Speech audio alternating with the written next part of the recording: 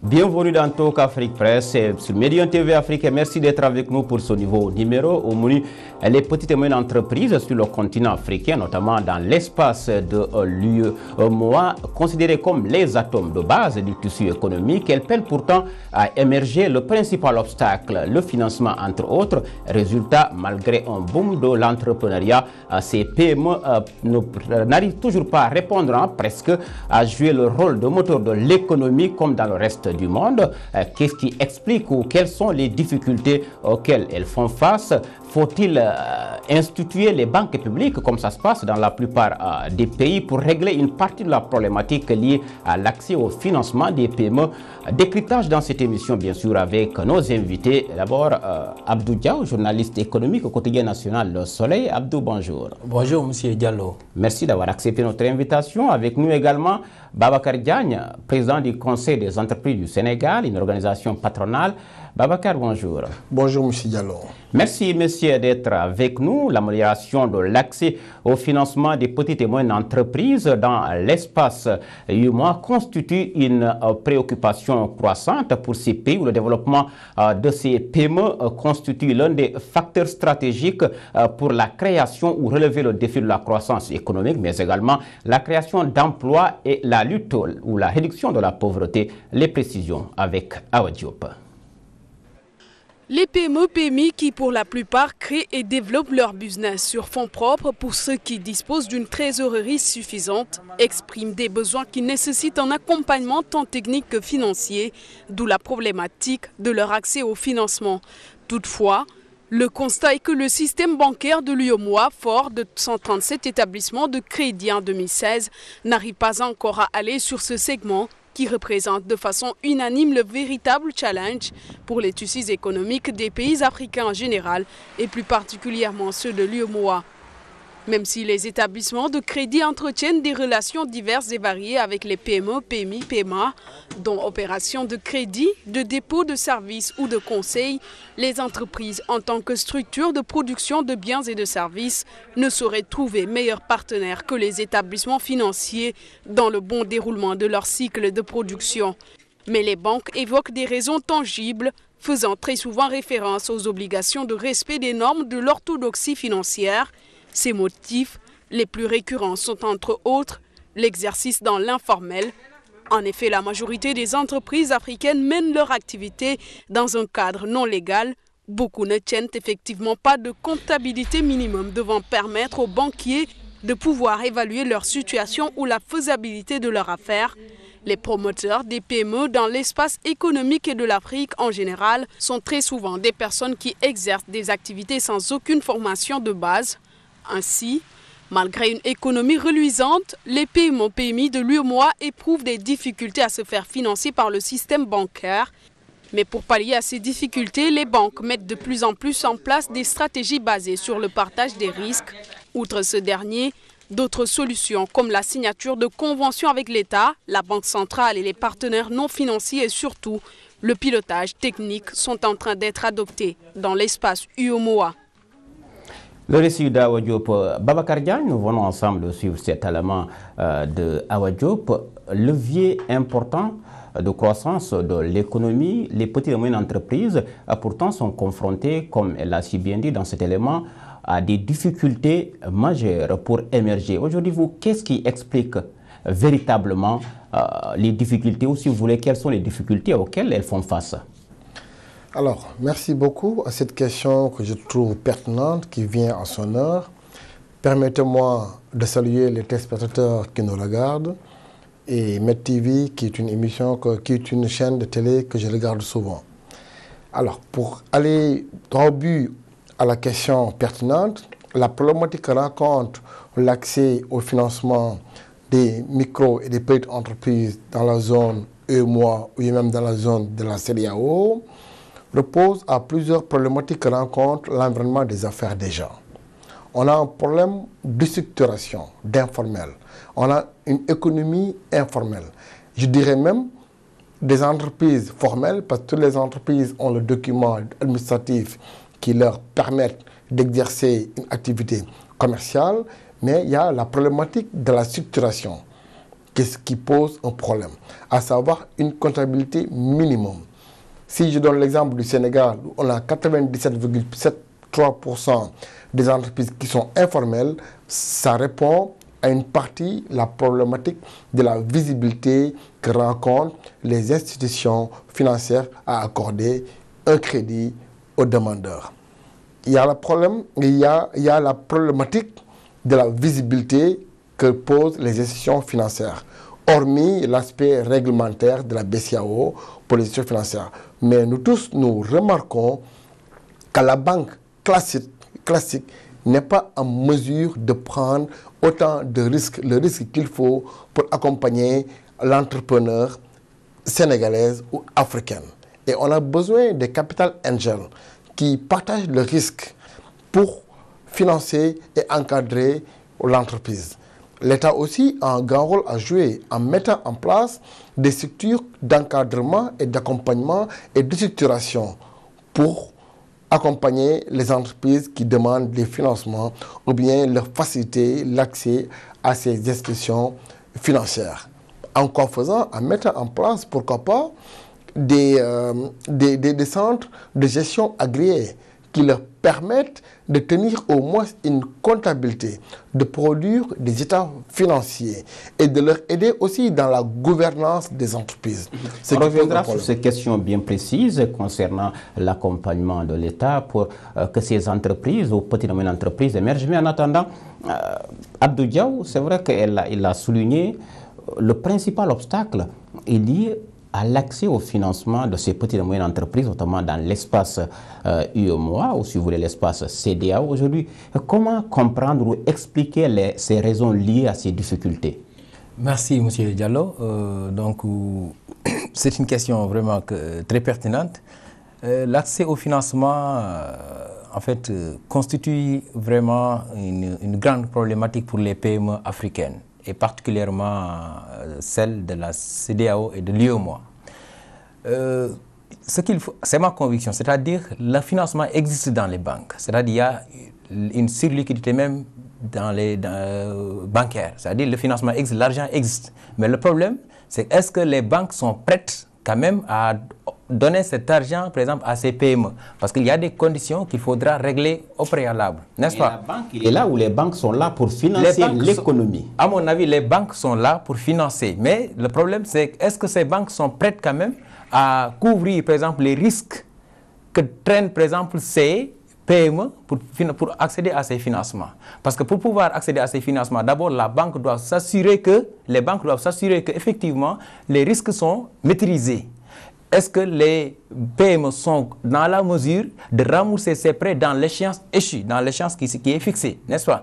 Donc, et là, je crois que c'est un problème, il y a un problème de management quand même, par exemple, de ces entreprises. Et comment il faut mettre, est-ce que ces entreprises donc, ont une administration qui répond aux normes?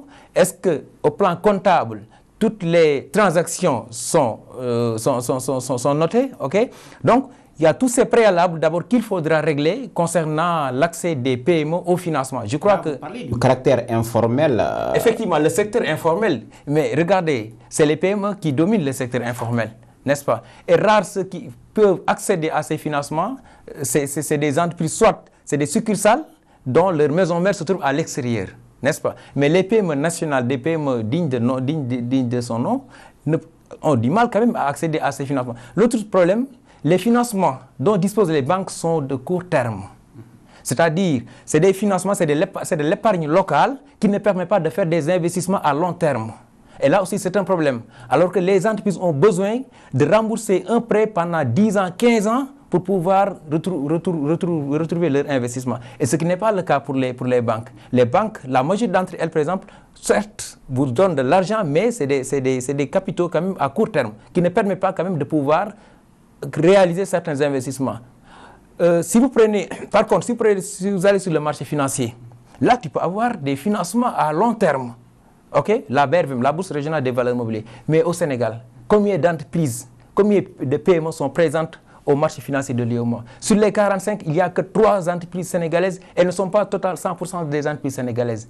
C'est des entreprises de droit sénégalais, mais derrière, il y a des maisons mères, par exemple, en France. Bon, citons-les. La Sonatel, c'est BOA, c'est Total, n'est-ce pas? Donc là aussi, c'est une problématique. Est-ce que ces entreprises sont prêtes à aller sur le marché financier? Est-ce qu'elles respectent, par exemple, toutes les normes, tous les critères pour pouvoir aller sur le marché financier, pour accéder à des financements de long terme quand même? Donc, je crois qu'il faudra étudier la problématique dans son ensemble, question d'administration, question de formalité aussi, n'est-ce pas, de l'entreprise. Alors, Babacar Diagne, pourquoi aujourd'hui la plupart des institutions financières ou des banques sont réticentes à financer les petites et moyennes entreprises, notamment en Afrique subsaharienne? D'abord, comme je vous l'ai dit tantôt, il y a la problématique de la visibilité qui pose un grand problème, à savoir la formalisation qui a aussi un coût. Pour se formaliser, c'est 200 000 à 300 000 que tu dois payer à un cabinet d'expertise comptable pour qu'il te produise des bilans financiers certifiés. Et les micro et les petites entreprises n'ont pas les moyens de cette politique pour se structurer. Mais est-ce une raison suffisante pour ne pas accéder au financement? Du tout. Du tout. Ce n'est pas une raison suffisante, mais c'est un des points phares qui bloque leur accès déjà au système financier classique. Il faudrait aussi, on n'a pas de banque de développement aussi, qui peuvent emprunter à des taux assez réduits, ou bien à des taux zéro, permettre de refinancer l'économie à des taux assez réduits. On n'en a pas. Les banques de développement qu'on a sont issues de banques internationales et qui financent les grandes entreprises. Comme on dit souvent en Afrique subsaharienne, que je peux m'exprimer ainsi, on déroule le tapis rouge, red carpet for big businesses and red tape for small businesses. Cela veut dire quoi? On prête qu'aux riches. Et ça ne favorise pas le développement inclusif. Il faut impérativement qu'il y ait des mécanismes qui sont adaptés à l'environnement des affaires dans l'espace subsaharien. En quoi faisant? En mettant en place des fonds public, l'État peut lever des fonds au niveau du marché international et mettre ça à la disposition d'institutions qui ont des leviers et des mécanismes assez souples qui répondent à l'environnement des affaires des entreprises locales. Et pourtant, dans certains pays d'Afrique de l'Ouest, on a vu que les gouvernants ont mis en place des institutions et des banques publiques, ne serait-ce que pour accompagner les entreprises, les petites et moyennes entreprises en difficulté, pour ne citer que le cas du Sénégal. Le Cameroun également, à l'occasion de la fête de fin d'année, le président Paul Biya a annoncé une enveloppe de plus de 70 milliards pour accompagner les PME. Vous ne pensez pas que là, c'est des mesures qui peuvent rassurer ou assurer la survie de ces petites et moyennes entreprises? Je ne crois pas, parce que les moyens ne sont pas suffisants. Pour le cas du Sénégal, c'est la BNDE qui n'a pas les moyens de sa politique. Même s'il y a d'autres structures qu'on a mis en place, il y a le FONGIP, il y a le FONSIS qui a une cotation de participation étatique sur les grandes entreprises ou bien les moyennes entreprises. Mais 80% des entreprises sénégalaises, c'est des entrepreneurs. Un entrepreneur, c'est une entité qui fait un chiffre d'affaires de moins de 50 millions. Selon les secteurs, de 30 à 50 millions. C'est 80%. Tu peux imaginer un peu. Ils n'ont même pas de compte bancaire des fois. Ils n'ont pas de compte bancaire. Ils ne jugent pas utile d'avoir un compte bancaire. Pas de structuration. Dans l'informel. Il y a tout un arsenal de mécanismes, de modèles de formation entrepreneuriale, culture financière pour développer l'inclusion financière qu'il faut développer. Mais les institutions classiques aussi, ils ont besoin de développer ce qu'on appelle le human banking. Juste ne pas rester dans les bureaux. Ça veut dire... Juste ne pas rester dans les bureaux et octroyer des prêts. Il faut aller voir les entreprises là où ils font leurs opérations. On a besoin de les accompagner en ce sens. Et ça permettra de maîtriser, de voir le processus d'évolution de productivité des entités.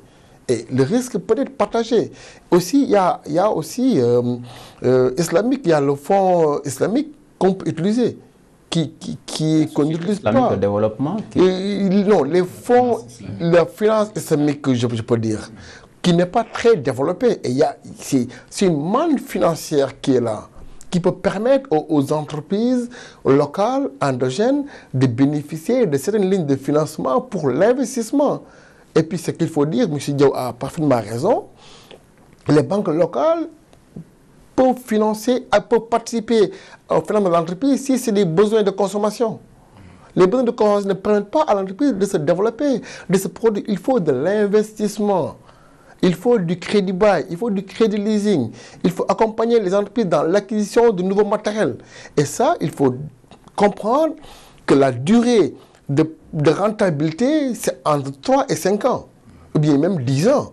Et les entreprises ne prêtent que 2 ans, 3 ans. Sinon, c'est des taux assez élevés, exorbitants, qui sont plus élevés que le taux de rentabilité interne. Alors Abdou Diaw, aujourd'hui, c'est vrai que l'un des défis majeurs auxquels les PME doivent faire face en Afrique subsaharienne également, cette confiance entre les entrepreneurs et les investisseurs étrangers. Les entrepreneurs et les investisseurs étrangers. Effectivement, parce que par exemple, les IDE, c'est les investissements directs étrangers. Les investisseurs, par exemple, vous savez, ils sont très enclins quand même à mettre de l'argent quand même dans un pays où ils espèrent quand même retrouver leur investissement, où ils espèrent gagner des profits, n'est-ce pas? Mais est-ce que aussi, par exemple, ces entreprises locales sont prêtes, sont capables, sont en mesure de collaborer avec ces entreprises aux standards internationaux, par exemple, n'est-ce pas? Là, non seulement elles n'évoluent pas dans la même catégorie, ces entreprises n'évoluent pas dans la même catégorie, parce que déjà au Sénégal, c'est l'informel, et ce qui se passe aussi au Bénin, ce qui se passe au Mali, d'une manière générale, alors que ces entreprises, ces investisseurs étrangers qui ont leurs capitaux très, très liquides quand même, aussi, avant de mettre leur argent, doivent maîtriser l'environnement, des affaires, doivent maîtriser les risques, ce que j'avais dit tout à l'heure, avant de mettre leur argent. Donc il y a tous ces préalables, je crois, qu'il faudra régler avant de pouvoir injecter des capitaux dans l'économie nationale, n'est-ce pas? L'autre aspect que j'avais oublié de souligner, c'est la garantie. Les banques ne badinent pas avec la garantie. Elles vous exigent des garanties dont, par exemple, ces PME ne sont pas en mesure de respecter, ne sont pas en mesure de remplir, n'est-ce pas? C'est des cautions, c'est des garanties, des maisons que tu vas donner, des titres fonciers, n'est-ce pas? Est-ce que ces entreprises sont en mesure quand même de pouvoir donner ces garanties? L'autre difficulté, problème, c'est le coût du crédit, qui est excessivement cher. Et pourtant, si vous prenez la BCEAO, la Banque centrale des États de l'Afrique de l'Ouest, qui concerne les 8 pays de l'UEMOA, la BCEAO ne cesse de diminuer son taux de directeur. Le taux de directeur, c'est-à-dire le taux avec lequel les banques se refinancent auprès de la Banque centrale. Et en dépit de la baisse du taux directeur de la BCEAO, le coût du crédit reste encore cher. Surtout les microfinances, les systèmes financiers décentralisés. Parce qu'il y a une fourchette qui leur est permise, et dans ce cas, ils peuvent augmenter le taux du crédit. Et ce qui fait que les PME aussi ne sont pas, elles calculent quand même, mais elles ne sont pas prêtes à aller contracter des prêts avec des taux dépassant même 10%. Est-ce que ces PME seront en mesure de rembourser ces prêts à l'échéance qui leur a été donnée? Alors, Babacar Diagne, c'est vrai qu'il a rappelé, toujours on va reparler de cette problématique liée au financement. Ça va nous permettre de replonger dans la pérennité ou la survie même de l'entreprise. Le climat de confiance entre les PME en Afrique subsaharienne et les investisseurs étrangers. Aujourd'hui, qu'est-ce qu'il faudra faire pour qu'il y ait ce climat de confiance pour assurer la performance et la rentabilité de ces petites et moyennes entreprises? Alors, moi, je pense, pour répondre à cette question de manière pragmatique, opérationnelle, le Sénégal a déjà mis en place un observatoire des produits financiers. Cela veut dire quoi? C'est une plateforme d'information financière qui a été mise par l'État du Sénégal, le ministère de l'Économie et des Finances, en partenariat avec des institutions financières, qui permettent d'avoir une identité aux entreprises demandeurs de financement. Mais il faut qu'il y ait une bonne communication dans l'espace de l'UEMOA, bien de la CEDEAO, que toutes les entreprises puissent y participer et donner leurs informations, encore une fois de plus. Mais il y a l'aspect réticent qui est là, que les entreprises sont très frileuses à donner leurs informations parce qu'elles disent que si l'observatoire me connaît, je dois devoir payer plus d'impôts. Alors, il y a cette frilosité de la fiscalité aussi qui pose un problème. L'État devrait mettre en amont des incitations fiscales permettant aux entreprises qui vont se répertorier dans cet observatoire des produits financiers que c'est ces entreprises qui seront habilités à participer au marché de la commande publique, le BIC, budget d'investissement consolidé. Et si on le fait, les entreprises, de leur plein gré, vont participer à cette plateforme et se faire identifier et avoir une identité financière économique. Cela va leur permettre, l'État aura les informations pour les accompagner, pour les encadrements, l'État aura les moyens pour développer des stratégies de mise à niveau. Déjà, l'État aura les moyens aussi pour les encadrer, pour leur accès facile aux investissements étrangers, qui sont de plus en plus bienvenus parce que l'Afrique regorge beaucoup de potentialités, de ressources agricoles, de ressources minières. C'est là où on peut développer une masse critique d'emploi aussi, qui pose un grand problème d'insécurité dans l'espace subsaharien.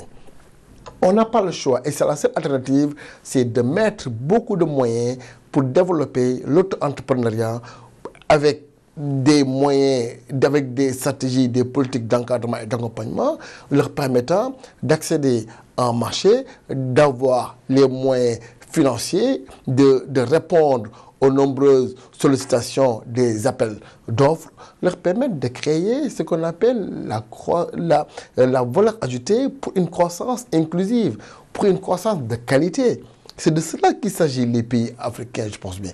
Il faut qu'il y ait cette volonté politique des États à développer l'entreprise au niveau de la base, à savoir les micro et les petites entreprises. Et tous les pays émergents l'ont fait. On a tous compris que change comes from the bottom line. C'est de là qu'il s'agit de booster. Et si l'entreprise est le moteur de développement, le financement, c'est le lubrifiant. Sans lubrifiant, le moteur ne peut pas rouler. C'est quasiment impossible. Et tout ce qui est bon pour l'entreprise est bon pour l'UEMOA ou bien pour la CEDEAO. Babacar, c'est vrai que dans la plupart des pays membres de l'UEMOA, le secteur informel ou les petites et moyennes entreprises représentent pratiquement 80 à 90% du tissu économique. Aujourd'hui, l'environnement institutionnel et socio-économique dans ces pays favorise-t-il la performance de ces PME? Oui, en tout cas, si vous prenez l'exemple du Sénégal, certaines initiatives ont été, je crois, entreprises. Depuis, il y a le programme, le PREAC, le programme pour le renforcement de l'amélioration du climat des affaires, donc géré par le ministère de la promotion des investissements. Quand même, il y a des mesures au plan juridique, des textes, parce qu'il y a l'OADA, par exemple, qui protège quand même certains, disons, le secteur commercial, le secteur du commerce, ok. Au plan aussi économique, au plan financier, certains instruments sont mis en place par ces États. Mais est-ce que c'est suffisant par rapport aux besoins des PME en termes de création d'emplois, en termes de création de richesse, en termes d'accès au financement? Et ce climat des affaires, certes, est là, mais du point de vue pratique, c'est ça aussi, le problème se trouve du côté pratique. Il y a beaucoup de théories, les textes sont votés, les textes sont là, sont disponibles, mais il y a un problème aussi d'application, par exemple, de ces textes. Au Sénégal, on parle de l'effectivité de 17 ou bien une vingtaine de mesures liées au problème d'adduction d'eau, de la disponibilité des facteurs de production, par exemple, comme l'énergie. Et ce qui le prouve, lors de la dernière édition, par exemple, le rapport de le Doing Business, le Sénégal a gagné des points. Et cela résulte des initiatives entreprises par l'État en termes d'amélioration du climat des affaires. Et c'est ce qui se passe, par exemple, du côté du Mali. Mais quand même, ce qu'il faut retenir, les investissements directs étrangers, par exemple, là, il y a des préalables. C'est-à-dire, ceux qui détiennent des capitaux, les étrangers, par exemple, souhaitent avoir un climat stable, une stabilité institutionnelle, un climat aussi favorable concernant côté justice, c'est-à-dire un état de droit.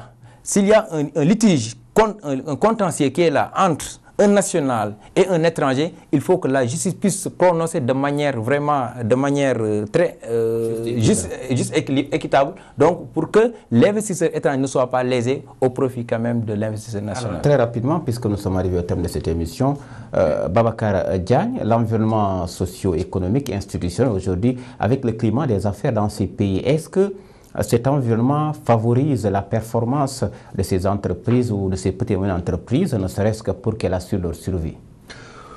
Oui, moi je pense bien, il y a beaucoup à faire. Hein. C'est vrai qu'il y a des réformes qui ont été mises en œuvre, mais il y a beaucoup à faire pour la promotion des entreprises locales.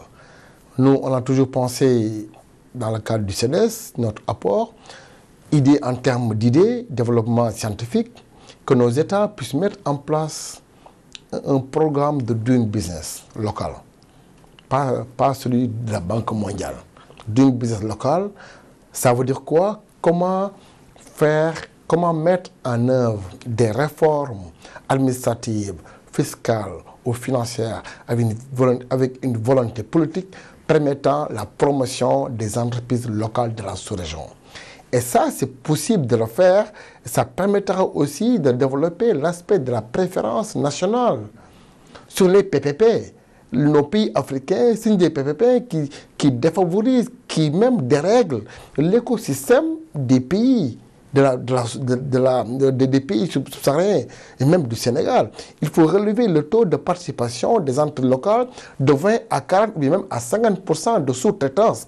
Il faut qu'on puisse développer des bourses nationales de sous-traitance permettant aux entreprises locales de bénéficier des PPP que signent nos États. L'autre que je dois finir, c'est le transfert de la technologie. Il faut impérativement, dans les conventions de PPP, de partenariat, que les entreprises locales puissent bénéficier de ce transfert permettant de réaliser les travaux et les services. Merci Babacar Diagne. C'est la fin de cette émission Talk Africa Presse qui avait le plaisir de recevoir Abdou Dia, journaliste économique au quotidien national Le Soleil. Avec nous également Babacar Diagne, le président du Conseil des entreprises du Sénégal. Merci messieurs d'être avec nous. Grand merci également à vous d'avoir été des nôtres. Et merci aux équipes techniques rédactionnelles. Le rendez-vous est pris pour le prochain numéro. Vous pouvez retrouver cette émission sur le site internet de Médian TV Afrique.